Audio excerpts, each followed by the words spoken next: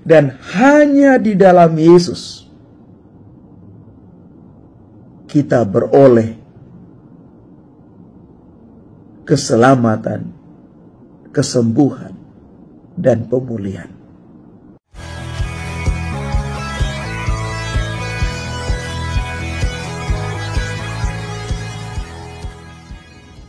Salam Bapak Ibu, Saudara dan Saudari, sahabat-sahabat garam dunia yang terkasih. Injil Markus bab 5 ayat 21 sampai dengan 43 akan menjadi inspirasi di dalam permenungan kita hari ini. Mari sejenak kita melihat latar belakang teks Injil Markus ini.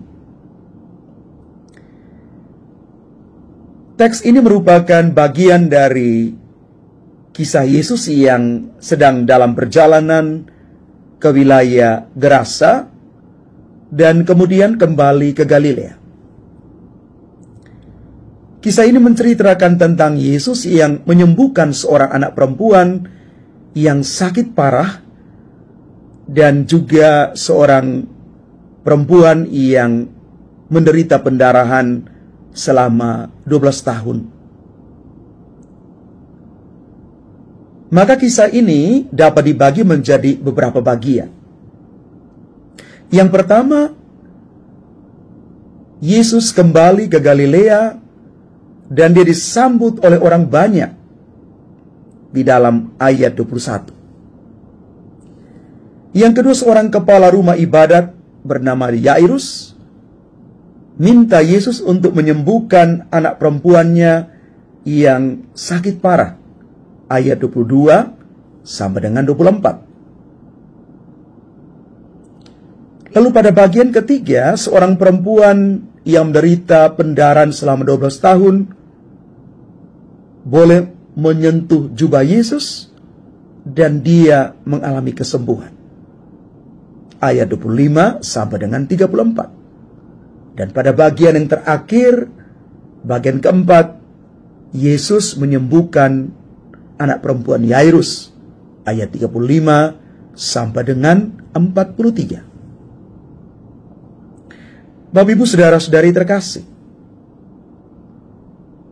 Yesus menunjukkan kekuasaannya atas penyakit dan kematian dengan menyembuhkan anak perempuan Yairus yang sakit parah dan seorang perempuan yang menderita pendarahan selama 12 tahun.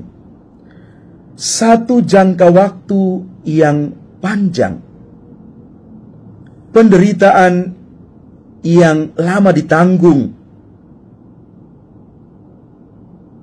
yang pasti mereka berjuang dengan sakit penyakit mereka. Tetapi kuasa Yesus menyembuhkan dan memulihkan mereka. Perempuan yang menderita pendarahan menunjukkan iman yang kokoh kuat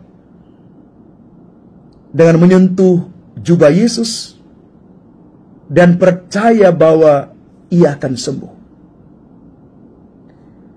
Iman yang kuat, yang keluar dari pengalaman pribadi, yang keluar dari satu pengalaman personal akan Allah, melahirkan kesembuhan. Hanya dengan menyentuh jubah Yesus, perempuan itu sembuh. 12 tahun dia mengalami penderitaan pendarahan yang luar biasa. Tetapi imannya menyembuhkan dia. Ada satu keyakinan yang luar biasa bahwa dengan menyentuh jubah Yesus, dia pasti sembuh. Bapak Ibu, ini iman yang asli, iman yang nyata, iman yang tidak diragukan, apalagi iman yang perlu diperdebatkan. Inilah iman yang kokoh. Yesus juga menunjukkan kasih dan empatinya terhadap anak perempuan Yairus dan perempuan yang menderita pendarahan dengan menyembuhkan mereka dan memberikan harapan baru bagi mereka.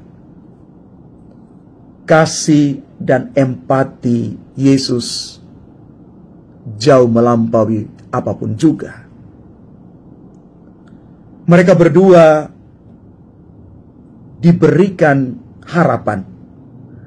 Mereka berdua boleh mengalami kesembuhan. Bapak, Ibu, saudara-saudari yang terkasih, dari sini kita mau belajar yang pertama, mengakui kekuasaan Yesus atas sakit, penyakit, dan kematian. Yesus punya kuasa itu, dan hanya di dalam Yesus kita beroleh keselamatan, kesembuhan, dan pemulihan. Yang kedua, kita perlu membangun iman yang kuat seperti perempuan yang menderita pendarahan dengan percaya bahwa Yesus dapat menyembuhkan kita. Membangun iman yang kuat hanya bisa terjadi kalau kita sungguh percaya bahwa Tuhan Maha Penyelenggara mampu melakukan apapun, bahkan karya ajaib sekalipun Tuhan bisa lakukan itu. Ini iman, Bapak Ibu. Ini keyakinan yang keluar dari dalam karena relasi pribadi kita dengan Tuhan. Dan pada akhirnya, Bapak Ibu, saudara-saudari terkasih, kita harus juga menunjukkan kasih dan empati terhadap orang lain yang mungkin hari-hari ini mengalami kesulitan. Dan mari kita memberikan mereka harapan baru bahwa mereka juga bisa mengalami pembaharuan, mereka juga bisa dipulihkan, dan mereka juga boleh mengalami kasih Allah. Kasih dan empati Yesus menyembuhkan orang yang sakit.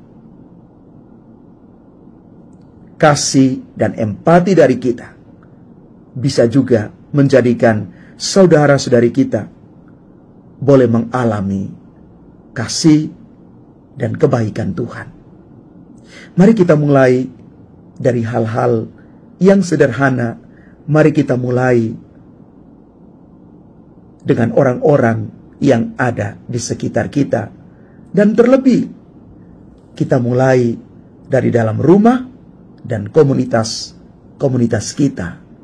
Bagaimana kita menjadi duta-duta kasih Allah yang menyembuhkan dan memulihkan.